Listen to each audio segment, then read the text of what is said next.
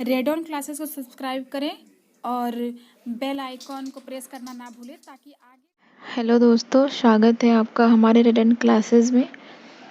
आपको एक चैप्टर पढ़ा चुके थे बायो का। आज सेकेंड चैप्टर पादप जगत का वर्गीकरण जो मैं पढ़ाऊंगी। तो चलिए आगे बढ़ते हैं ऑब्जेक्टिव क्वेश्चन की ओर। फर्स्ट है, निम्नलिखित में से किसे वर्गीकी का पिता कहा जाता है? वर्गीकी का पिता कहा जाता है तो लीनियस को, और अरस्तु को जंतु विज्ञान का पिता, जंतु विज्ञान का पिता या फिर जीव विज्ञान का पिता कहा जाता है, जीव विज्ञान का पिता। इसमें था कि वर्गीकी का पितामह लीनियस और अरस्तु को जीव विज्ञान का पितामह। सेकेंड है, द्विनाम पद्धति के प्रतिपादक। द्विनाम पद्धति के प्रतिपादक हैं कौन? तो लीनियस। लीनियस को द्विनाम पद्धति का प्रतिपादक भी कहा जाता है और वर्गीकी का पितामह भी।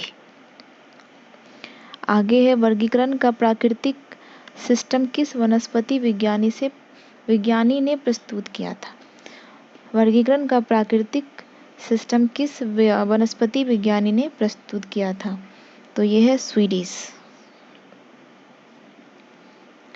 फिर है, पुष्पी पादपों को किस में रखा जाता है? पुष्पी पादप तो फेंड्रोगेम्स का है, फेंड्रोगेम्स। पुष्पी पादपों को किस में रखा जाता है? फेंड्रोगेम्स में। अपुष्पी पादपों को किस में रखा जाता है? तो क्रिप्टोगेम्स में। पुष्पी पादपों को फेंड्रोगेम्स, अपुष्पी पादपों को क्रिप्टोगेम्स। आगे बढ़ते हैं। वर्गीकरण की आधारीय इकाई वर्गीकरण की आधारीय इकाई क्या है? तो इसका है स्पीसीज। वर्गीकरण की आधारीय इकाई स्पीसीज। हाइड्रोफाइट्स होते हैं तो ये हो जाएगा आपको जलीय पौधे में। हाइड्रोफाइट्स किस में होते हैं? जलीय पौधे में। आगे बढ़ते हैं।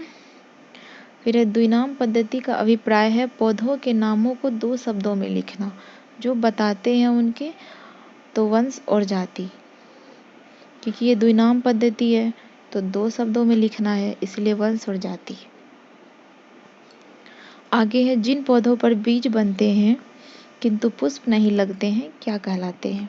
बीज बनते हैं किंतु पुष्प नहीं लगते हैं तो यह है अनावृत बीजी। पुष्प नहीं लगते हैं, ये हो जाएगा अनावृत बीजी। आगे बढ़ते हैं। तो जीवाणु की खोज किसने की? जीवाणु की खोज तो इसका है ल्यूवेनहॉक। जीवाणु की खोज ल्यूवेनहॉक। और जीवाणु से संबंधित निम्न कथनों में कौन सही है? जीवाणु से संबंधित निम्न कथनों में कौन सही है? इसका ऑप्शन है, सभी जीवाणु स्वपोषी होते हैं, सभी जीवाणु विविधपोषी होते हैं, अधिकांश जीवाणु विविधपोषी होते हैं किंतु कुछ स्वपोषी होते हैं।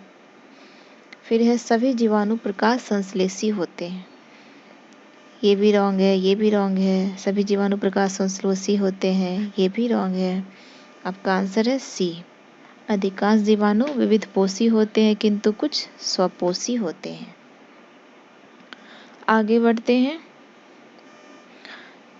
जीवाणुओं को पौधे माना गया है, क्यों? जीवाणुओं को पौधे माना गया है, क्यों? इनमें कठोर कोशिका भित्ति होती है, कठोर कोशिका भित्ति होती है, इसीलिए जीवाणु को पौधे मानते हैं। आगे बढ़ते हैं। जीवाणिक कोशिका में नहीं होता है। जीवाणिक कोशिका में क्या नहीं होता है? तो जीवाणिक कोशिका में सूत्रकणिका नहीं होता है। जीवाणिक कोशिका में सूत्रकणिका नहीं होता है। आगे है, जीवाणुओं की साधारण आकृति क्या होती है? तो इसका होगा छर रूपी। साधारण आकृति तो छर रूपी। आगे है, जो जीवाणु आकार में सबसे छोटे होते हैं क्या कहलाते हैं? आकार में सबसे छोटे तो गोलाणु। आकार में सबसे छोटे होते हैं तो वो गोलाणु कहलाते हैं। एक गोल जीवाणु क्या कहलाता है? एक गोल जीवाणु जो होता है वो क्या कहलाता है? कोकस। यही गोलाणु है जो कोकस कहलाता है। आगे है, एक सर्पिल जीवाणु को क्या कहते हैं? सर्पिल जीवाणु। एक सर्पिल जीवाणु को स्पाइरिलम कहते हैं। स्पाइरिलम। सर्पिल जीवाणु को स्पाइरिलम कहते हैं। आगे बढ़ते हैं, वास्तविक केंद्र जिसमें किसमें अनुपस्थित होता है? वास्तविक केंद्रक जो है वो किसमें अनुपस्थित होता है? तो जीवाणु में। आगे क्वेश्चन है, निम्नलिखित में से कौन सर्वाधिक संख्या में पाए जाते हैं? कौन जो है वो सबसे अधिक संख्या में पाया जाता है? तो वो जीवाणु है। जीवाणु ही है जो सबसे अधिक संख्या में पाया जाता है। आगे बढ़ते हैं, उसके बाद बैक्टीरिया में पाया जाने वाला प्रकाश संश्लेषी आशय क्या कहलाता है? बैक्टीरिया में पाया जाने वाला प्रकाश संश्लेषी आशय क्या कहलाता है? तो वर्निकी लवक। वर्निकी लवक बैक्टीरिया में पाए जाने वाला प्रकाश संश्लेषी वर्निकी लवक कहलाता है। आगे एंड लास्ट क्वेश्चन है, पाश्चर प्रसिद्ध है। पाश्चर जो है किससे प्रसिद्ध है? इसका और रोगों की जर्म थ्योरी के लिए।